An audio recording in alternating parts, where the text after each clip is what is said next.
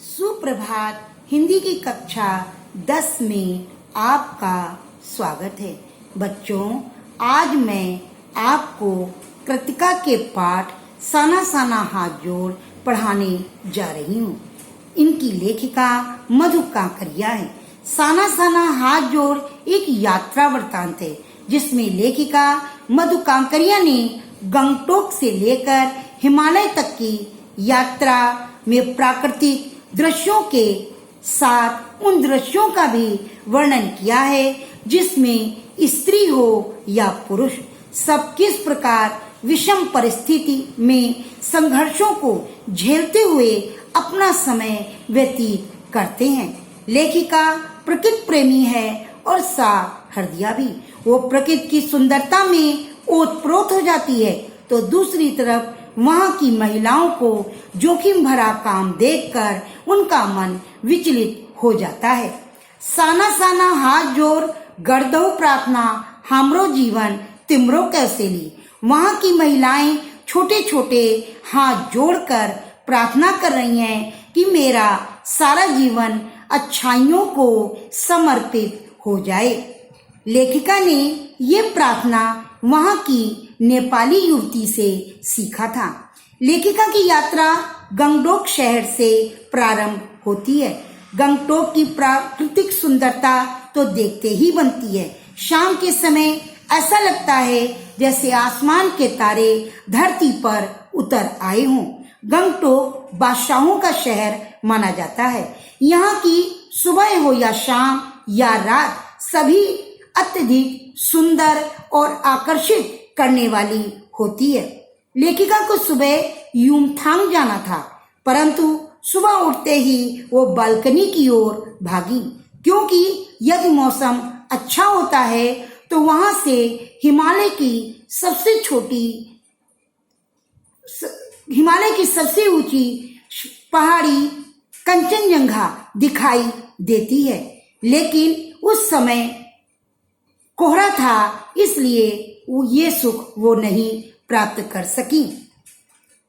लेखिका मधु कांकरिया का ड्राइवर जितेन नार्गे था, जो ड्राइवर के साथ साथ एक कुशल गाइड भी था। जब वो युमथांग जा रहे थे तो उन्होंने बताया कि यहाँ पर ये जो चारों ओर पताकाएं फैली हैं, ये बौद्ध पताकाएं हैं। जब किसी बौद्ध की मृत्यु हो जाती है तो उनके मन की शांति के लिए ये सफेद पताकाएं माने मंत्र लिख करके टांगी जाती हैं। और जब कोई नया कार्य शुरू होता है या कोई शुभ कार्य होता है तो रंगीन पताकाएं माने मंत्र लिख करके टांगी जाती हैं। इनको उतारा नहीं जाता। ये धूप, सर्दी और बरसात में अपने आप ही समाप्त हो जाती हैं।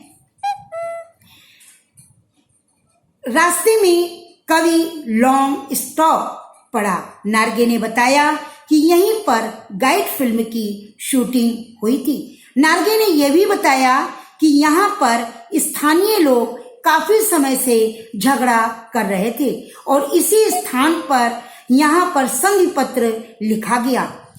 फिर आगे चलकर नार्गे ने बताया वो जो सामने एक छोटी सी कुटिया है, इसके अंदर धर्म चक्र है, यानी प्रेयर व्हील। इसको घुमाने से पाप नष्ट हो जाते हैं। लेखिका ने मन में विचार किया कि चाहे मैदानी भाग हो या पर्वतीय स्थल, लोगों की आस्था धर्म के प्रति वैसी ही है जैसे यहाँ पर है। जब लेखिका आगे बढ़ी तो उन्होंने देखा कि धीरे धीरे रास्ते सकड़े होते जा रहे हैं। जैसे जैसे हम ऊपर चढ़ रहे थे तो जो छोटे छोटे पहाड़ थे वो बड़े बड़े विशाल भीमकाय नजर आने लगे।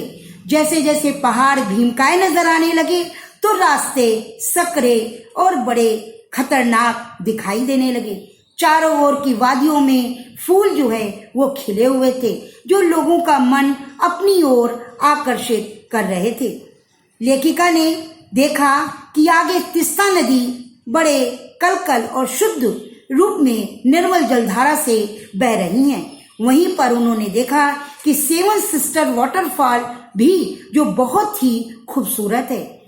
लेखिका और उनकी सहेली मणि वहीं पर जीप से उतरकर तीस्ता नदी में पैर लटकाकर बैठ गई।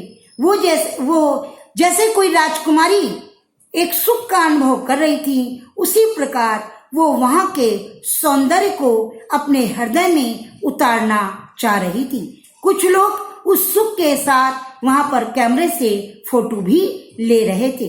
लेखिका इतना उस सुंदरता में मंत्रमुग्ध हो गई कि उन्हें आगे जाना है वो ये भी भूल गई। उस समय नार्गे ने उनको सोते हुए से जैसे जगाया हो कि मैडम, आगे इससे भी ज्यादा सुंदर जगह है, आप उठिए और आगे की ओर चलिए।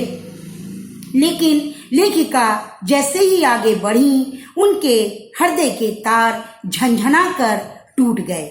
उन्होंने देखा कि इस सुंदर वातावरण में इतनी सुंदर औरतें कितना कठिन काम कर रही हैं, जो अपनी पीठ पर बच्चों को लादे हुए पत्थर तोड़ रही हैं, जिनके हाथों में बड़े बड़े गट्ठे से पड़े हुए हैं। ये देखकर लेखिका के अंदर एक बहुत ही दुखद सोच उत्पन्न हो गई। उन्होंने देखा कि इतनी सुंदर वातावरण में दीनता, भूखमरी, मौत और जिंदा रहने की जंग किस प्रकार लड़ रही हैं। बच्चों, आधा चैप्टर मैं नेक्स्ट वीडियो में बताऊंगी।